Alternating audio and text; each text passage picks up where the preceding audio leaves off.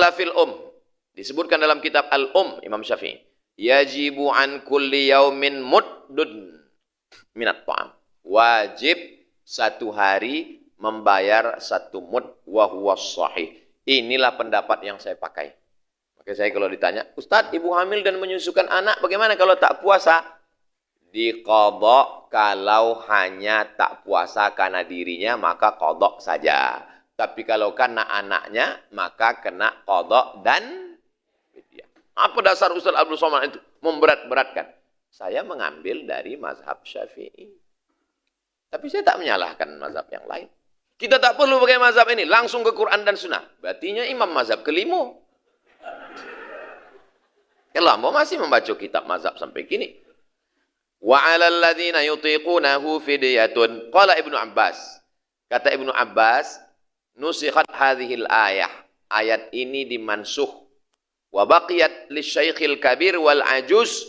Maka orang tua renta, wal hamil wal murdi, orang hamil dan menyusukan, idza khafata, kalau dia khawatir anaknya, aftarata wa at'amata kulla yaumin miskinan. Maka dia berbuka dan memberi makan orang miskin. Wasani, pendapat yang kedua. Innal kafarata mustahabbatun. Wajib mengqadha dan membayar fidyahnya mustahab. Dianjurkan.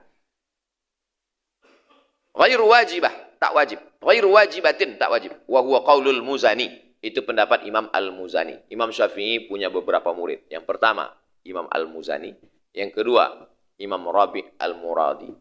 Imam Rabi' itulah yang menulis kitab Ar-Risalah, Imam Al-Muzani. Li'annahu iftarun bi'udhrin. Karena dia membatalkan puasanya karena ada uzur. Falam tajib fil kafarah. Maka dia tak wajib membayar fidyah. Ka iftaril marid. Sama seperti berbukanya orang yang sakit. Wasalis, pendapat yang ketiga. Yajibu 'alal murdi' dunal hamil. Yang menyusukan saja yang wajib mengqadha dan bayar fidyah. Adapun yang hamil tidak wajib. Li'annal hamil, karena orang yang hamil aftarat lima'nan fiha fahiya kal marid. Karena yang hamil itu membatalkan karena anak yang ada dalam dirinya. Wal murdi aftarat limun fasil. Sedangkan orang yang menyusukan anak, dia membatalkan puasanya limun fasil anha. Karena ada unsur yang terpisah darinya. Anaknya sudah keluar. Sedangkan hamil, anaknya masih di dalam. Sedangkan yang menyusukan munfasil. Anak itu sudah keluar dari dirinya. Fawajaba alaihal kaffarah. Maka dia wajib membayar fidyah. Wallahu a'lam. Sehebat Imam Nawawi pun, ujung-ujungnya, wallahu a'lam. Dan kalau kita tengok ulama itu menjawab dulu baru wallahu a'lam. Bukan wallahu a'lam dulu. Buya, apa pertanyaan kau?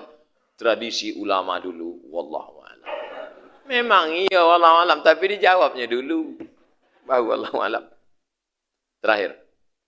Wa kanal ulama, para ulama dulu yubazziluna juhudahum, mengerahkan segenap kemampuan mereka lil ibadah, untuk beribadah, liyakhudhul fursah, untuk mengambil kesempatan, wal barakata barakah fil awqatil muayyanah, dalam waktu-waktu tertentu.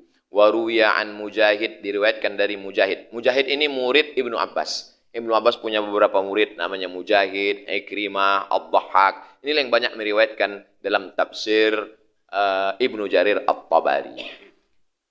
Dari Mujahid, annahu kana yahtimul Qur'ana fi Ramadan fi kulli lailatin. Imam Mujahid, murid Ibnu Abbas, menghatamkan Quran setiap Ramadan, satu malam sekali khatam.